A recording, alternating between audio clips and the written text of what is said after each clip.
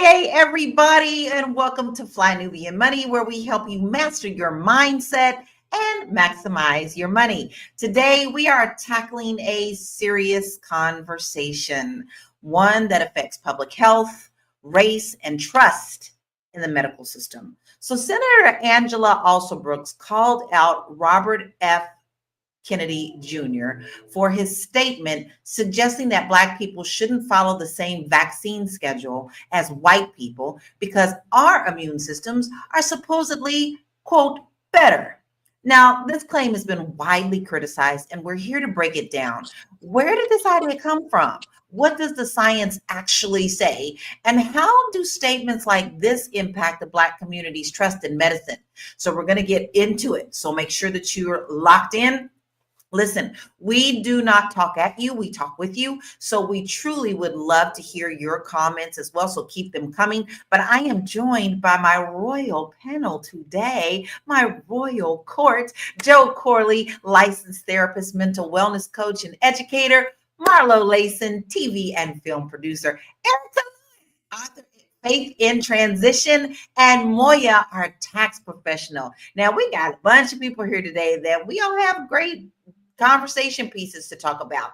Now, there is a lot that we are going to try to get into, but before we actually dig into what happened on the Hill, I want to know if each of you take vaccines. How do you feel about them? Did you do the COVID-19? I'll start with me. I did the COVID-19. I am not against vaccines at all. However, the one, you're supposed to have two parts to the shingles. And I did the first shingles when I turned 50, and I got so sick that I didn't do the second one. I just couldn't do it. I don't think I've ever been that sick in my life. So, but that's a common thing, and I'm probably going to have to go back and start it all over again. So, Joe, how do you feel about vaccines for you and your family? Did you take the 19? I took the first one when I thought it was mandatory, but that was it. I didn't take the second one, but my family did take it. So yeah, they did. Any adverse effects? No, not that we noticed, but I think, like I said, we really thought it was mandatory at the time. I don't know if I would have made the same decision today, but at the time we definitely took them, I'll be honest. Right, right. How about you, Moya? So yeah, I think vaccines are really, really important. I know with my kids and we were hesitant on doing the scheduled vaccinations just because of what we heard. So, but once again, that's us and what we decided. Right. How about you, Marlo? I've been immunized. My kids, I have had the COVID shot. It was a family choice because we had an elder and the person that was their caretaker. That's what they wanted. And so in order for us to be able to see her before she passed, she did pass about a year ago from old age. But for us to get that last interaction, we did what was required by the person who was responsible for her care to make sure we had those last moments. But yeah, I'm not a flu vaxxer though. Not a flu vaxxer. Gotcha. How about you, Erica? Well, I've been immunized as a child. I was, but my case is a little different. When COVID happened, I worked on ships. I told you guys that I worked on ships for 3 years. I was a cruise director, and I had just come from Brazil, and I had taken yellow fever vaccine. So by the time I got home, my doctor did advise me. He didn't know what the interaction would be because I had just had a yellow fever. So I did not take the COVID vaccine because of that. When I was looking to go back to ships, I don't know if a lot of people knew, but internationally, the COVID vaccines were completely different. And I didn't want to end up having to um, get a contract where I'd have to be in, let's say, Copenhagen and have to take their vaccine because that's where I was boarding the ship and then having to take the vaccine here. So I just kind of pulled back a little bit to wait and see how my body would respond to what all the other vaccines I had because of travel. So no, I never took it. Yeah, that is a life of many. Definitely, my husband used to do cruise ships as well, so I get it. I totally get it. Let's see what some of our viewership is saying. Drea says we shouldn't be taking no man's poison. We have natural immunity and herbal remedies. He is correct, but must release decades of hidden research to back it up and silence the predictable backlash. Now, Coco said, me myself, I never had COVID, but I took the shot. And then we have people saying, hello, hello, everybody, we love you. Brian says, melanated people have superior genetics. Manifested Genius says, our bodies are different than whites and any other group of people.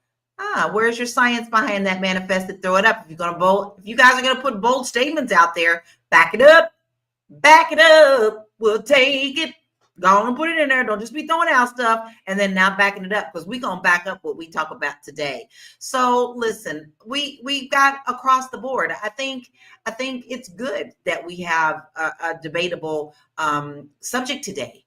But we are going to get into it because it is a little deeper than just this. Okay. So, all right, let's check out what went on the Hill yesterday with RFK. You said the following, and I quote, "We should not be giving Black people the same vaccine schedule that's given to whites because their immune system is better than ours." Can you please explain what you meant? There's a series of studies, I think most of them by Poland, that show that to particular antigens that Blacks have a much stronger reaction. There's differences in reaction to different products by different races. So I have 17 seconds left. Let me just ask you then. So what different vaccine schedule would you say I should have received? What different vaccine schedule should I have received? I mean, the Poland article suggests that Blacks need fewer antigens than this is so dangerous. You get the same measles vaccine. Mr. Kennedy, with all due respect, that is so dangerous. Your voice would be a voice that parents would listen to. That is so dangerous. I will be voting against your nomination because your views are dangerous to our state and to our country.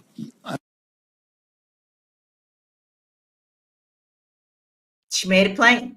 But let me give you just a tad bit of history before we move forward, because I said we were going to come with facts, right? All right. So I have dug into this quite a bit. This is something that is very interesting to me. So I want you to understand that this myth that Blacks are different, that we are superior, or we have thicker bones, thicker skulls, thicker everything, came from an 1863 study.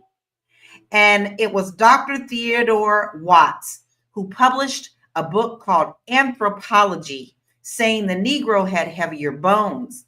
And those false beliefs about us have been perpetrated ever since. It has affected us with C-sections, lung functions, high blood pressure, you name it, we got it, because they feel, or what he said was that we are built differently and therefore stronger.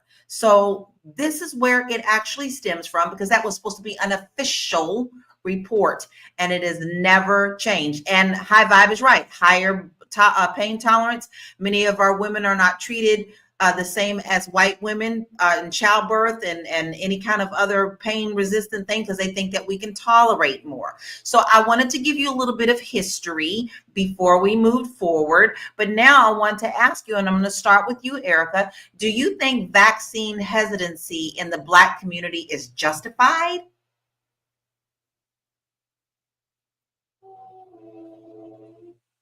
Sorry about that. I couldn't turn off my microphone. I'm like, can you repeat the question? I had a panic attack. Yes. Do you think that vaccine hesitancy in the Black community is justified? Absolutely. Absolutely. Because we've seen it with the story of Henrietta Lacks. We've seen it. We rush to the doctor and, they want you to keep coming back, keep coming back. I'll tell you a story. When I was working on ships, I needed to renew my physical. There's a special physical that you have to take to be on ships, and it has to be done every 2 years. And I found a doctor in Jersey that would do it. I get there and she's like, oh, well, you're 40. I think at the time I was 47. And she says, oh, well, you're not on any medications?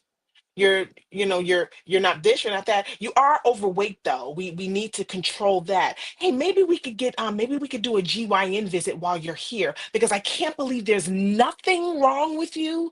This woman was so adamant about me being having something wrong with me that I couldn't be a 47-year-old Black woman and not have diabetes and not have high blood pressure. It was driving her crazy. She took 4 tubes of blood, which is normal for a CBC count, which is normal. And then she says, well, I think I want to go back in and take more blood. You ain't getting nothing else. You're going to use what you got, and you took enough out of each tube where you can recycle stuff. You ain't get nothing else from me.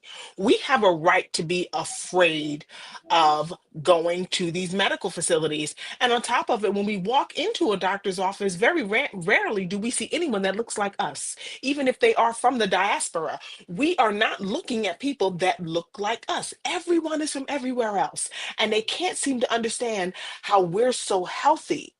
How are you still standing and you're not on medication and you don't have this problem and you don't have that problem? So yeah, we do have a right to be concerned because it is concerning.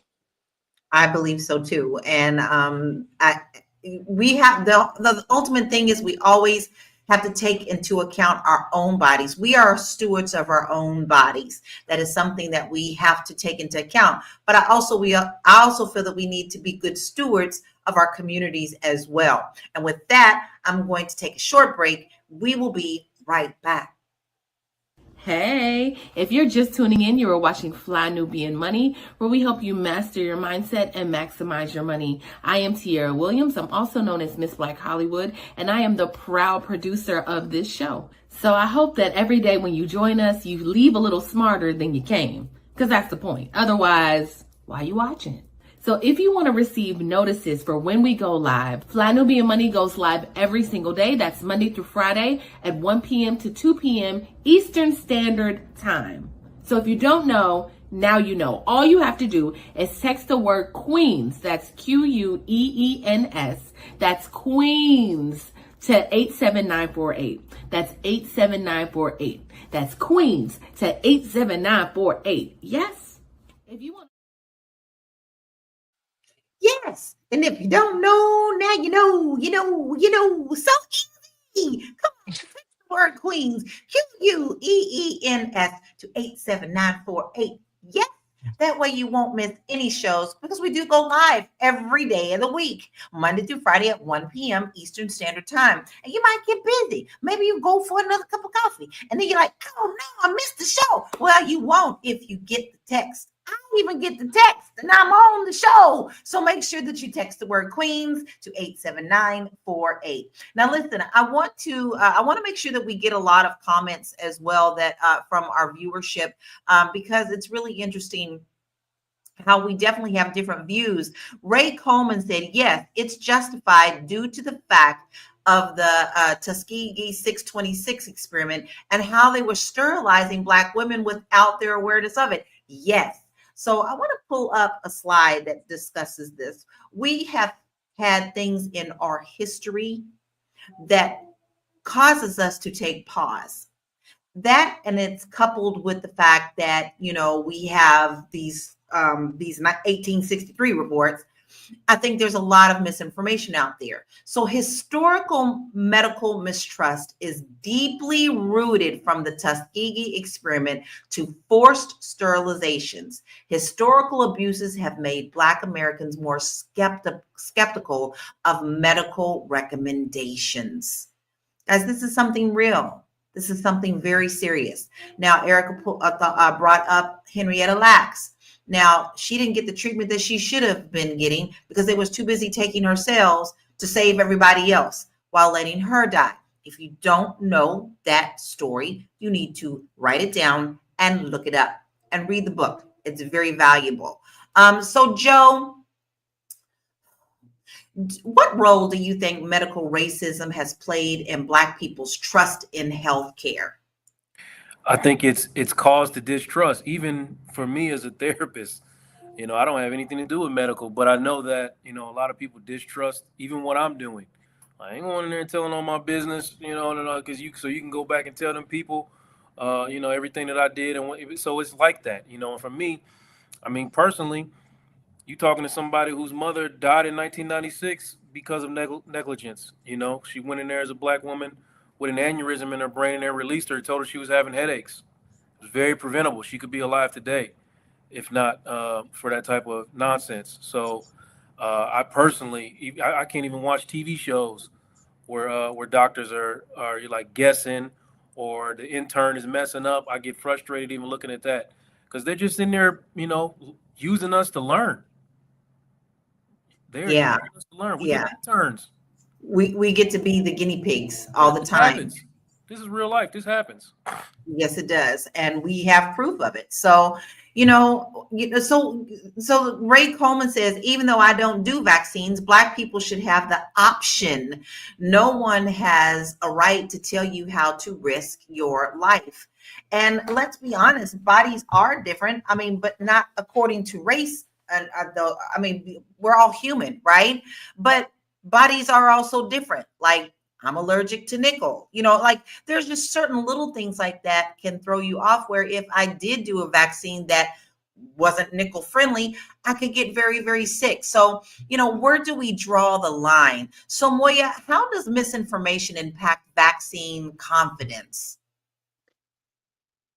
Yes. So misinformation, I feel, does impact the confidence of people, but I think we also have to understand, where's the misinformation coming from? Because it really can affect how we conduct ourselves and where we decide to trust and who we decide to trust. Because Joe brings up a good point. If we're not even able to trust someone that looks like us, then what are we supposed to do? Because we have to seek help, whether it's medical, psychological, emotional. Like, we have to have a place. And so we have to be able to go somewhere. We do. And here's what's interesting. Remember how we said, it is your choice, but there was also a lot of backlash from the public if you didn't get the COVID-19. So I'm referring to COVID-19 right now. Canadian Bro says, I never took that jab. I was not allowed to work. Everybody was mad at me at first, but 3 years later, everyone is saying you were 100% right. Now, everyone in my job asks me questions about health. And it's a personal decision for sure. But, Marlo, should we be forced to do what the government is telling us to do, knowing the history of the government being so not truthful? I'm trying to be careful with my words. But you know what I mean? Yeah, I don't think that we should be forced to do anything, because your health is part of your personal autonomy, right? I think that there is something to be said about protecting your neighbors, right? And that's supposed to be the purpose of the vaccines. But again, it's still a personal choice. I think that part of why the government had a hard time selling the COVID-19 vaccine is that we all were sitting inside and everybody was getting access to what they did to the Blacks, what they did to Native Americans, how Black people's bodies have been studied, how Henrietta Lacks's cells were stolen, right? Everybody had an opportunity to really delve into this information that a lot of people outside of Black circles did not know prior. So I think, no, we shouldn't be forced. I think we should educate ourselves more, especially in terms of medical history with Black people, right? And how we're treated differently, how they think we're impervious to pain. So our pain tolerance has to be through the roof for them to even take it seriously. It's a dirty game out here. But somebody in the comments, I think it was GMB Health, said, about Kennedy's own personal health, right? We're sitting here debating a man who says that he has a worm in his brain eating it alive, right? So the fact that we're even debating a person who says an amoeba is eating his gray matter, and he is going to be in charge of making medical decisions on behalf of the country, is just part of the circus, right? The circus will never not come to town, and it will never not have a clown to entertain you. And I think this man struggles. I don't know, is the worm eating his vocal cords?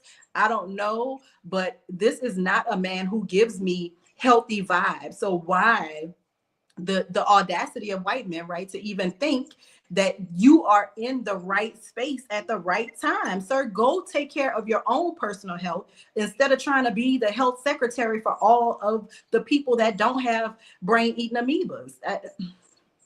I absolutely agree with that. And I think that's what the main concern is. Now, you had a lot of people who didn't trust Fauci, but Fauci also had been in that position for many, many years. It wasn't until until the last or previous administration decided to question him because he wasn't going the way that they wanted him to go. And there was a constant battle. And I don't believe that our leaders who are handling these things should be intimidated by those who want things to go their way. They're there to be experts, but not conspiracy theorists. So that's where I have a serious problem with how we're handling this whole thing. And yes, he has had RFK has said things like this, and he is a firm believer in all this stuff. To me, that is not the person that needs to be taking care of America's health. Period. But we're going to take a quick break, and we'll get right back into it. We have more great information coming. Keep the comments coming, family. We love them. Hey, if you want to grow your money and not blow your money, as Constance says, check us out at flynubianmoney.com. There's all kinds of resources, programs, videos, resources. In 2024, there's no reason to be broke when there's information all around us. So get your money right. flynubianmoney.com. That's what we're here about. Do you not remember our name? Our name is Fly Nubian Money.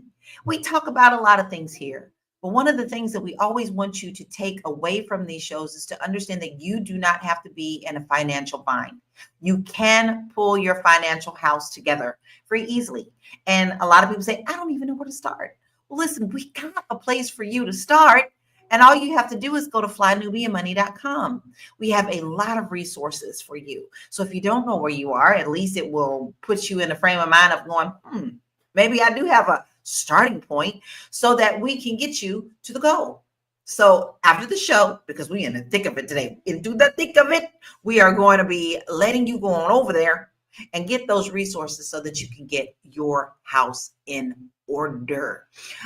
We have another video that I would like to show, and this is the one from the Hill. Again, some more of the Hill of grilling RFK Jr. And let's see how this one went. I'm asking about fees from suing drug companies. Will you agree not to do that? You're asking me to not sue drug companies, No, and I'm not going to agree to that, drug Senator. companies as much as you want.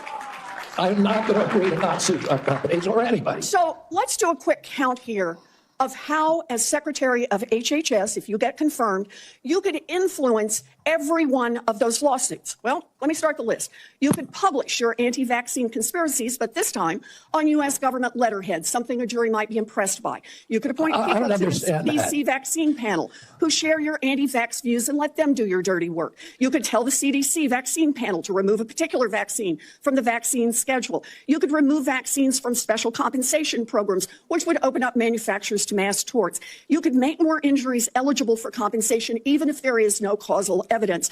You could change vaccine court processes to make it easier to bring junk lawsuits. You could turn over FDA data to your friends at the law firm, and they could use it however it benefited them. You could change vaccine labeling. You could change vaccine information rules. You could change which claims are compensated in the vaccine injury compensation program. There's a lot of ways that you can influence those future lawsuits and pending lawsuits while you are Secretary of HHS. And I'm asking you to commit right now that you will not take a financial stake in every one of those lawsuits so that what you do as Secretary will also benefit you financially down the line. I'll comply with all the ethical guidelines. That's not the question. You have said you're asking me, Senator, you're asking me not to sue vaccine pharmaceutical companies. Yeah, you are. That's exactly what you're doing. Look, no one should be fooled here. Now, there's a lot to unpack with that. First of all, Warren never gets that upset. Okay. She will get stern, but I've never seen her get that angry. And I think that she is right in the underlying basis of why he wants this position. But then again, I don't think he's the only politician up in Washington who has ulterior motives on both sides. Okay, I have always said, if you want to get rich, you need to watch what they're doing up in Washington. Okay, so she is grilling him on the fact that, he could become more financially improved with this position, and she doesn't want that. But with his theories, Erica, what do you think the danger of spreading these race-based theories is causing our communities? We're looking and staring down at the possibility of a race war is what could typically happen. That is what we are facing. That is what we are staring down. And it's just going to get to a point where it's going to be every man for himself. If we are placed as, oh, blacks are superior in body, so if someone's afraid of you, what are they going to do? They're going to wipe you out. You know what I mean? So, planting that seed that now we're the big bad bodies of the planet. You want to get rid of your enemy, and I think that is a subtle seed that's being planted, and we've just got to be ready. But I really think a race war is looming, and it is frightening. Very, very frightening. It is, because immediately things were put into place to separate us. Hmm. Immediately. I think we all agree on that on this panel, that we definitely Yeah. know that. But Joe, I want to ask you, do you think that this man has the experience to even head up this department at all? I don't know. Never heard of him. I didn't even know Robert F. Kennedy had a son until now. I see a lot of, I'm learning in the chat. Like everybody, I'm seeing all the information coming from the chat. Like, dang, okay, I guess everybody knew about this dude but me. But I think this position, Lala, if he is affiliated with Donald Trump, I don't trust him. He might be totally legit. I don't know. But if he's affiliated with Donald Trump, I don't trust him. If anybody want to blame me for that, you can go ahead. All right. Well, Brian Shanklin says, stop fear mongering. There's going to be no race war. Are you living on Jupiter, my friend? Okay. Are you Yeah, living on Jupiter? I'd like to know where he is. So I'd like to go. Maybe we can pack a bag. Maybe we can do a group trip and go visit. Maybe we need to take that spaceship, right? Because All right. honestly, I think when we say a race war, you're thinking physical, but you have to also consider the mind. I mean, redlining is a thing. It could get even heavier. Our children could go missing. Let's think back to the 80s. I just saw a documentary in the 80s where women were birthing their children, and some women had twins or triplets, and they only went home with one kid because they told them that the other one or two were dead. That's a race war, because those children that were dead, no, those children were used for science projects to get this data that we're talking about today. So a race war, yeah, it's a race war of the mind. Of the mind. You can kill somebody in the mind before you kill them physically. Once you kill the mind, the rest of the body goes. Exactly. And they know it. Yes. I said, and we behind enemy lines. Erica, 100% Yes. right, and we behind enemy lines. Yes, I agree. We all have targets on our back right now, and that's been made very clear. What day is this, y'all? 11? And we can't even breathe. I feel like we've been living for 40 years already, and January ain't even done. We still got a few more hours in this day. What the hell else is coming? I don't know. So, Moya, do you think Black people's health outcomes would improve with different vaccine schedule? Do you agree with that? So I would have to do way more research on vaccines, because I don't agree with what they've put out there in regards to vaccines. So I would have to do more research on that.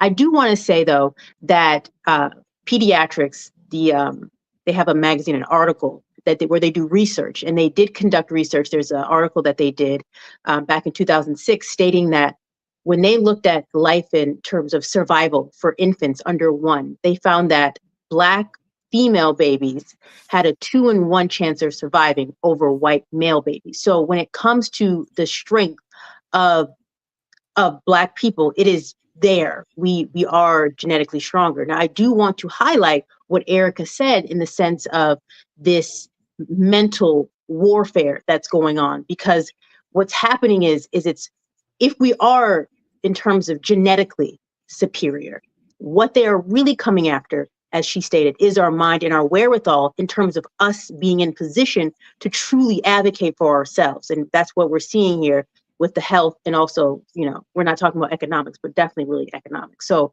I think it's really important that we understand that this is a level of warfare happening. It is, and it's on a different platform. When people think of war, I love how you said, Erica, when you think of war, you're thinking physical, but baby, there's so many other ways of war. It's mind, body, and spirit war. There's a war of wearing you down with so many things while they get their agenda put together. You can't keep up. There is a war everywhere, and it's swirling around you like a tornado. And what makes it hard is you can't concentrate on one when there are so many swirling around you, and that is the game plan. So let's look at some stats, y'all, because we don't like to just throw things out there without backing up some stuff. A 2016 study found that 50% of white medical students believed Black people have a higher pain tolerance, leading to misdiagnosis and undertreatment. Now, we touched on that earlier. The CDC data shows that Black children are less likely than white children to be fully vaccinated by age 2, largely due to, we throwing a wheel in the cog, healthcare access issues, which are now being pulled back immediately. So our babies are not getting what they need, okay? Historical medical mistrust is deeply rooted. We did talk about this, but I am going to say it again because I think y'all really need to understand that we have proof of these things. Historical medical mistrust is deeply rooted, from the Tuskegee experiment to forced sterilizations.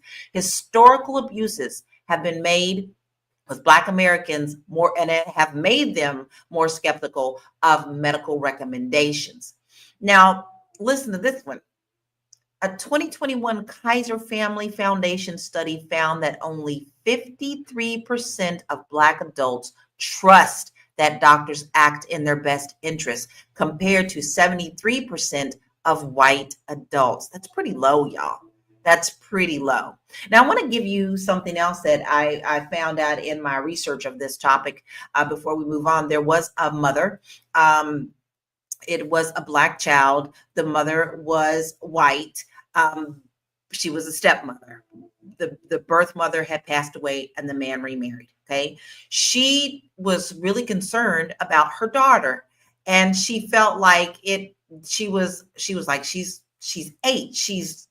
Is she going through puberty right now? She's developing too early or whatever. And she goes in and she said, something just isn't right. It just doesn't feel right to me. And she went to one doctor, and the doctor said, oh, Black and Latina girls develop early anyway. It's nothing to be concerned about. And they sent them home.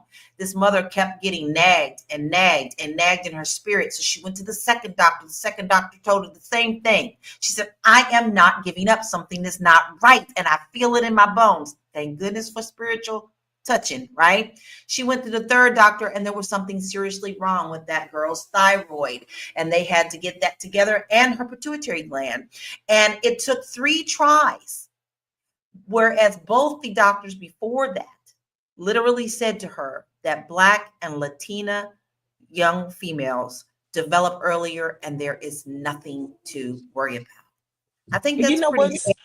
What's amazing with that for me is unfortunately, if something had happened to that young child, if she had transitioned, they would have been ready to do all kinds of autopsies to find out this, and maybe use those cells for a vaccine so it doesn't happen. And this is for the young girls in the Latina and African communities. And it's wild. You have to advocate for yourself. You have to have your doctor watching your doctor watching your doctor watching your doctor. You got to get a primary that you trust. Once you get that primary that you trust, that primary is going to look over all of those other doctors. If the podiatrist gives you something, I want my primary to look at it. If the cardiologist gives me something, I want my primary to look at it. All of them have to be held accountable, because the way these doctors' offices are popping up and shutting down, it's getting crazy. I mean, you can go on Amazon now and get a doctor's appointment.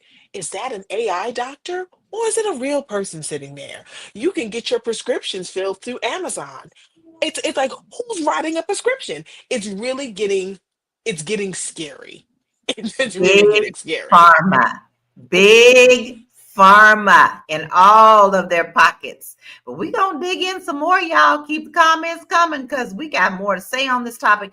We're gonna take a short break. I need some water. Shoot, this is hot. We'll be right back. Fly Nubian Money is now on Spotify. Yes. We are on Spotify. So if you can't watch us, you can listen to us. All you have to do is search Fly Nubian Money and we will appear. All of our episodes. Make sure that you leave a 5-star rating and review so other people that come along and are looking for a good show to watch, they'll follow us too. If you are interested in being on Fly Nubian Money, sorry, I don't have any spaces. I'm just playing. If you are interested in being a queen or a king on Fly Nubian Money for the day, please reach out to me. I'm at info@realvirtual.net. That's info@realvirtual.net. Also, if you need help with your business, go ahead and send me an email for that too. Okay. I've said enough. Now back to the show. Did you know that we have a magical email address? We do. It has sprinkles all over it. And we do a lot with that email address. First of all, if you wanted to come on here and have a debate and talk with us about a topic that we have, you can just email us at info@realvirtual.net, right? Now, also, we know that, you may not be able to watch us when we're live all the time because you may be busy, right? You may be like, oh my God, this is during the work day because it is 1 p.m. After the lunch, you might have the itis. I don't know. You might miss them. But then again, you're like, I got to get this work done. And I don't know how to get it all done in a day. Guess what? Sprinkle. Just email us, info@realvirtual.net, and we can help you with your business. It's called delegation. Take some of those things off of your plate so that you too can experience a little more happiness in your body, spirit, and mind too. Because let's face it, when you're stressed with so much work, it just falls over into the rest of the day. So why don't you let us help you out in that respect? info@realvirtual.net. Now, Marlo, I want to ask you, because you do, you're a news person, you get all this information. A lot of times you get it before we do. But how do we separate fact from fiction in medical debates? It's difficult, right? Because if you look at medical journals, medical journal research is available. You can look it up. But you got to make sure you're looking at the most recent, stuff that makes sense. Now, I won't even say peer review, right? But cross-reference. So if you look at Harvard, I'm constantly looking at Harvard, the Mayo Clinic, Howard University Medical Center, just different avenues to get different perspectives, right?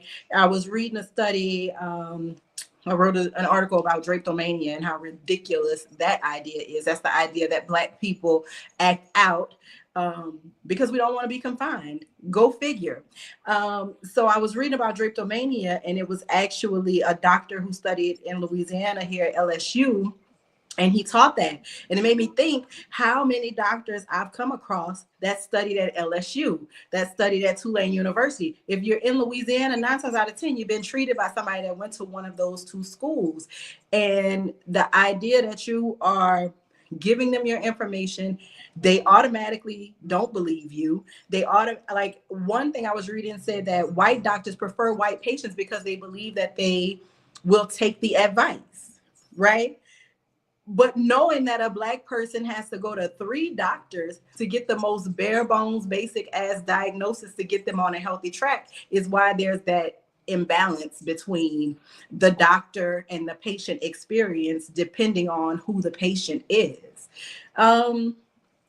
Listen, do your research. Not YouTube, y'all. Ain't nothing wrong with YouTube, right? If it's a nurse, if it's a doctor that's giving information, use a reputable source. Not your friend that grows the good herbs in the back. They hardly get a sniffle. Maybe they're just a naturally healthy person and they're boosting their immune system with the things that they're eating. If you're not doing that, that's not the person to get the advice from. Always look to reputable sources for information, multiple sources for information. I do want to say, in terms of what Erica was saying about the AI doctor, even the AI doctor is going to be biased, right? Because AI gets its information from us. Before AI is asked a question by a human, it's given a study from a medical center. It's given a book from a medical center. It's going back and looking at old medical references. So we, even as we are looking at maybe not dealing with a human doctor and going to an AI doctor, still got to do your research, because you still gonna run into biases, because people are still teaching this junk science about Black people. Yes, and it will continue. And I hate to say it, y'all, and y'all can debate me if you want to. And that's what we're here for. It's only going to get worse, because we are being looked at as inferior again. DEI, you know, they've taken everything that they can to throw at us to make people think that we are different, like we're not capable, we're not smart enough, we're, you know, we can't do the job, we're not up for the task, when there's simply no proof, when we all know on this panel we have to be 5 times better at anything that we do in order to even get a foothold in somebody's business. Now, Baby Love says we all have to be careful when we go see a doctor. Some doctors are racist and do not care about patients of color. Yes, I have experience with that as well. And then we have an actual nurse here. She's a retired nurse. Cheryl Peters says, I have heard of different dosing of some meds for Asian patients. So guys, if it ain't white, it ain't right, is what I'm hearing all the time. Isn't that an old phrase that still lives true for today? But let's actually look at some of what the people are saying on these internet streets, right? What is it on Beyonce's internet? Let's look and see what some people are saying, because it's all over the board. Be Haiti Beautiful. Please look up the Tuskegee experiment and actually read it, and you'll know why that's dangerous. Talking about the statement that he said that Blacks should get different vaccines schedules than whites. Mind the Gap says, when people say Blacks like that, that brings the question, right?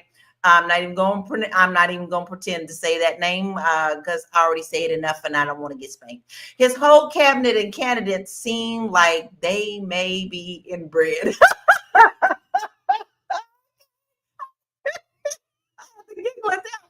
Trisha said, well, the same vaccines they give our babies are not meant for our Black African sons. And there's documentation stating that it causes issues for our sons. Okay, well, you know how I say it, pack it up. Anna Rod, if she would have allowed him to explain, she would know he's actually right. Also remember, guys, they only have a certain amount of time to get questions, and when people stutter and waste time, they want you to move on. Vanilla says, please don't confirm this person. He's not a good candidate for this position. Agreed. Now, his own family, actually, y'all. If y'all haven't heard of the Kennedy family, I don't know where you've been under a rock. You need to look at the Kennedy family, and he is a part of that. But his own family, his cousins that have grown up with him, have literally come out against him. So that brings me very serious concern as well. So, Joe, I would like to know what you think. How can public health experts repair the trust with Black communities when we already ain't even got the trust? Where they need to start? Impossible. What's that little boy in the Little Rascals? Impossible. It's not Why do you possible. think so? I see a lot of people in the chat saying what the real. I mean, it's we're gonna have to do it ourselves. It's always gonna be ourselves, man. We're gonna have to eat better. We're gonna have to exercise, and I mean, this is like, I know we're tired of saying these same things over and over again, but that's really what we're gonna have to do. We're gonna have to heal ourselves. We're gonna have to eliminate sugar from our diets. We got to get rid of some of this processed stuff. We have to do it. It's the only way to heal our bodies, man. And people are actually doing that. I mean, people are doing this, and it's changing things around for them. Like, it's real. It is real. But I mean, it's a huge sacrifice, and it's going to take some fasting and just a lot of different, whatever methods you use to convince yourself that you don't need the things that you think you need, in order to extend your life and live healthier. Agreed. And I am a living, walking witness to that. When I was 285 pounds, I was pre-diabetic. The minute that I took control of my health and I started eating right, being very careful, exercising, got the weight off, it was gone. So yes, you can do things to keep yourself healthier. Maybe not go to Popeyes so much when that sandwich comes out. Okay, there's a way to balance and still take care of your body, right? Right. So Moya, do you think, and what do you think that the Black community should demand better accountability for our communities? Yeah. Can you demand better accountability for our communities? What does that Yeah. mean exactly? Like Well, from that's who? what I want to know from you. What does that look like? What does it look like for us to unify to get on the right path to let our our representatives know and to do better in our neighborhoods? Yeah, yeah. Thank you. Yeah, I do. I think it's important that we do that. I still think I want to piggyback off what Joe was saying and also what Marla was touching upon. I think it's important that we also, when we're going in either for a routine checkup or they're suggesting some sort of surgery, I think it's important that we do research. And also, you want to also research the different doctors within it, because when you go in and you might name drop someone in terms of like, oh, so I know Dr. So-and-so did this. Is this what you recommend? It automatically puts that doctor on alert. And so they're now paying more attention to you. Now they all of a sudden something comes up from the back of their mind that they want to suggest to you. So we just have to play a different type of game, because yes, there is what we have to do in terms of like just preventative. But once we're in that situation, then we need to know what can we do there and how do we carry ourselves. And once you come in, you might even come in with some paper and some information. Then they get like, are they writing something? Are they taking notes? Like what? So I think we just have to play the game different so they start understanding who and what we can do. Agree. Go ahead, Erica. I'd like to piggyback off of that, because if we take note and we look and see how many hospitals in our communities have been closed down over the last 10, 15, 20 years, we need to start going to our grassroots politics, city council, and say, well, what are we doing to replace those hospitals that are being closed? You go into other suburban communities and there are care centers everywhere. You can just walk down the street to one. But in African American communities, where the Latino communities, you might have one, and you have like maybe 3 counties or 3 cities that have on one county road that have to share that. And then again, the people that are in there working, most of them are in there for a paycheck. So I think we need to start holding our city council accountable and say, hey, okay, you're closing these hospitals. Number one, why? They're funded. Number two, what are you replacing those with? And really start asking questions and standing there as a community, because they can lie to one of us, but they can't lie to all of us. I'm glad you brought that up, Erica, because I am proud to say my hometown, Louisville, Kentucky, in the West End, it is our Black community, and they always get the worst of the worst. And they're doing their very best now just to get fresh vegetables. But when we got the right leadership in that area, she demanded with an idea, her simple idea. She got together with nurses and doctors, and guess what? Now we have the most brand new hospital. And now that is in the West End for the people who need it the most. And now she is tackling the groceries. So that is right. You must stay on these people. And it's not just let's go to Washington. No, you got to start local.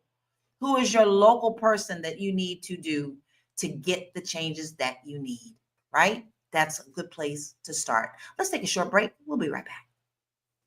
Do you want to make $1 million this year? What? Was that a yes? Oh, then guess what? You're in for luck. My name is Vanessa Gopal. I am a successful entrepreneur and owner of Winter Remodeling, Inc., a general contracting firm. Over my career, we've procured millions of dollars for myself and for clients. And I partner now with the Fly Nubian Money Club, where I'm going to teach you some of the successful business strategies that I use that involve B2B, in-face networking, and also B2C. Because one thing I do know is if you don't sell, then your business will surely fail.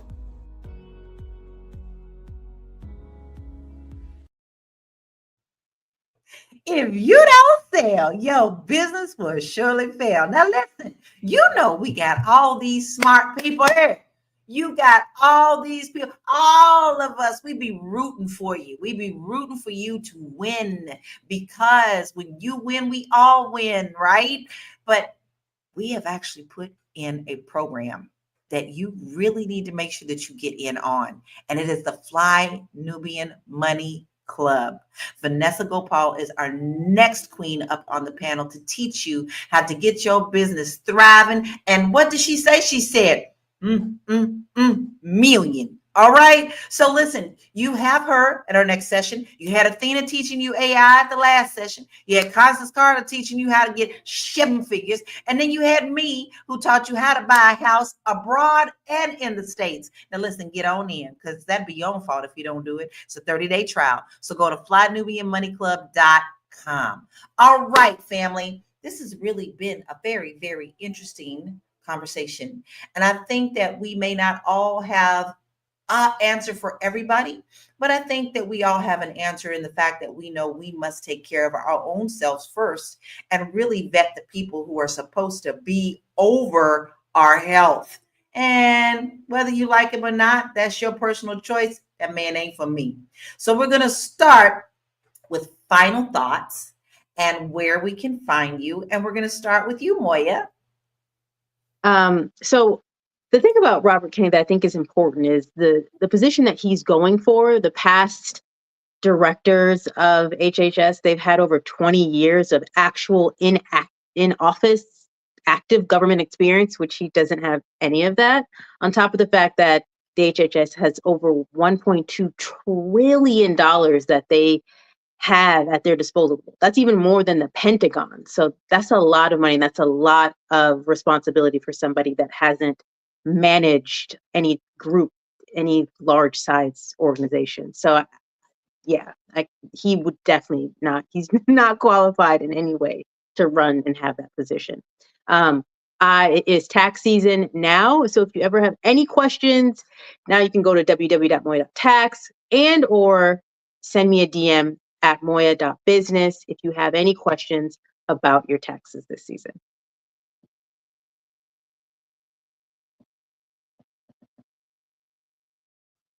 Baby, it is tax season.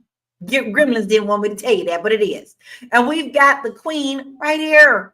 So stop looking. She's right there. She told you how to reach her. www.moya.tax.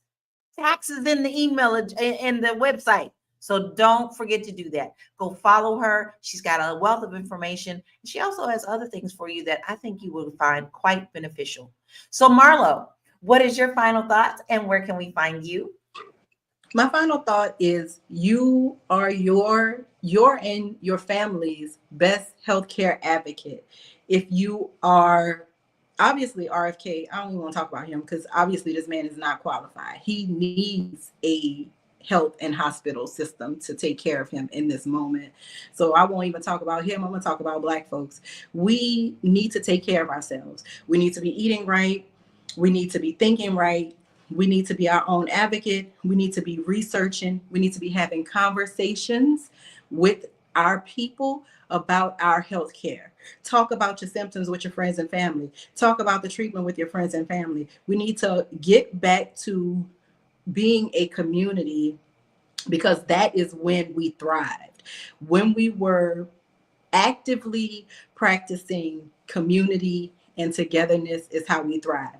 We share information. That is how we have thrived for centuries. The melanated specialness of your skin, it thrives because of information. Don't close out information. Don't let people sell you, my grandmother used to say, wolf cookies. I have no idea what wolf cookies is, but I'll never buy them because I've been taught not to. If you are looking for me, I'm Marlo Layson. I am a news writer. I write about everything from current events to politics. I create content under my name, Marlo Layson, or you can find me on Instagram. I'm Olram Marlo. That is my first name backward and forward with an underscore on the end. And I myself am on a health journey. That's why I can give you that advice. I can tell you since I've been on that journey, I am sleeping better. My mind is sharper. My skin a little glowy, girl. Somebody told me my collarbone was popping. I mean, listen, get your life out here through food. Feed your body better, and your body will give you what you want on the other end. And, you know, take care of community. I'm always going to tell us to take care of us because I love us. That's it for me. And that's the first thing. We got to love us. Because if you don't love yourself, you can't love anybody else, including our community. So part of love is taking care of your body, mind, and spirit. Okay. All right, Erica, what are your final thoughts and where can we find you? Final thoughts. You know, I worked in the wellness industry for 22 years. I actually just retired from wellness, thank God, because the industry kind of sucked. But what I will say is that when I was a fitness instructor some years ago, there was very rarely, I was, first of all, one of maybe two other African American fitness instructors. It just was unheard of. It just wasn't an industry that you would find Black women. It was a heavily male white dominated field. And it was really heartbreaking to see because, you know, there weren't that many of us in the industry. There weren't that many of us on the aerobic floor. There weren't that many of us taking care of our health. However, we were the ones that really needed it. And I would have women periodically come in and say, oh, it's so nice to see a woman that looks like me up there doing that. So, you know, get out there and walk. You know, you don't need an expensive gym membership. Gym memberships are getting out of control. They're overpriced and you're not getting services. I'm here to tell you, I've worked for many big box gyms and you're not going to get what you're paying for. So get out there and walk. It is the basic everything. Get out there and stretch. The first thing you did when you were born is you took breath and you stretched. Go back to basics. Go back to the first thing you did. Take a deep breath, stretch, reach down and touch your toes because the primary thing is that you want to be mobile. If you're not mobile, you can't exercise and you can't do anything else. Drink water. Drink plenty of water. You can never ever have too much water. Cut back on the sweets. Cut back on the alcohol. Even shave off some of that heavy meat. You know, get into leafy green vegetables and a lot of fruit. I'm telling you, your body will change and your sleep pattern will change. I'm Erica Lewis. I'm the author of Faith in Transition. You can find me on all socials at Miss Erica Renee and at faithandtransition.com.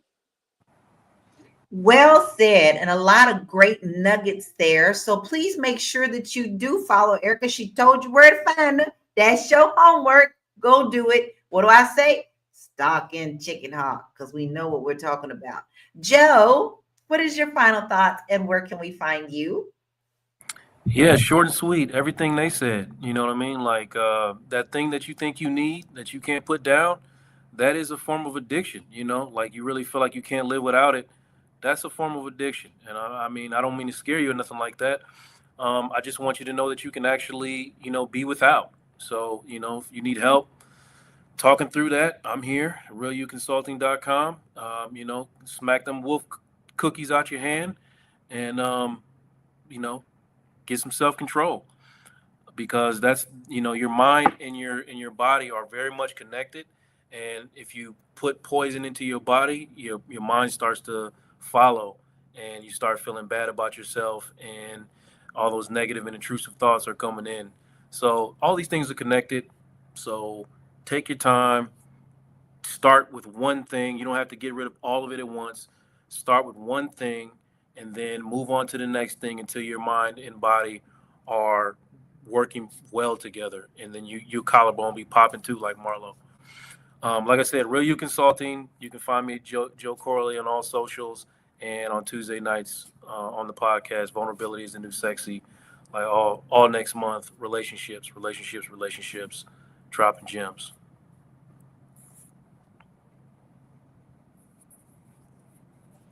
Make sure you get to Joe, because Joe has a lot of great resources for you too. Check out his new show.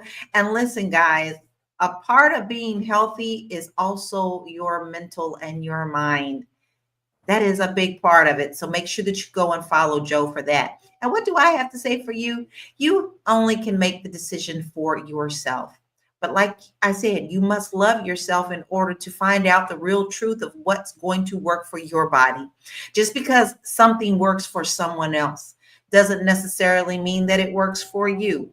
I know it was heavy all my life.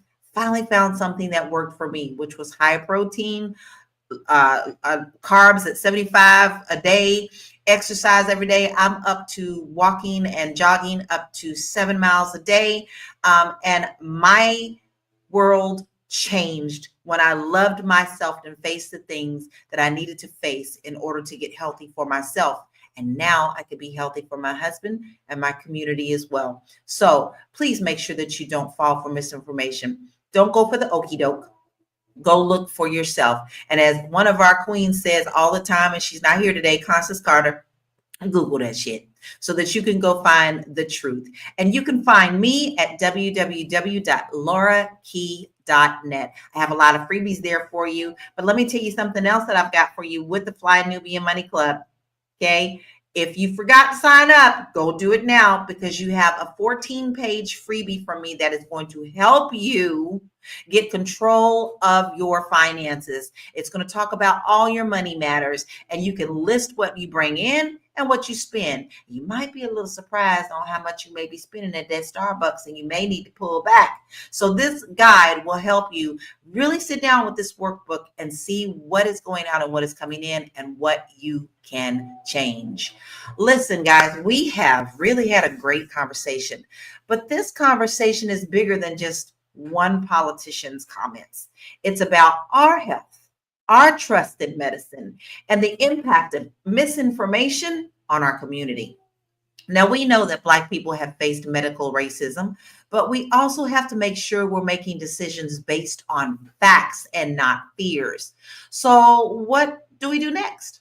How do we hold public figures accountable while also demanding better health care for our people? Let's keep this conversation going, because honestly, our lives really do depend on it.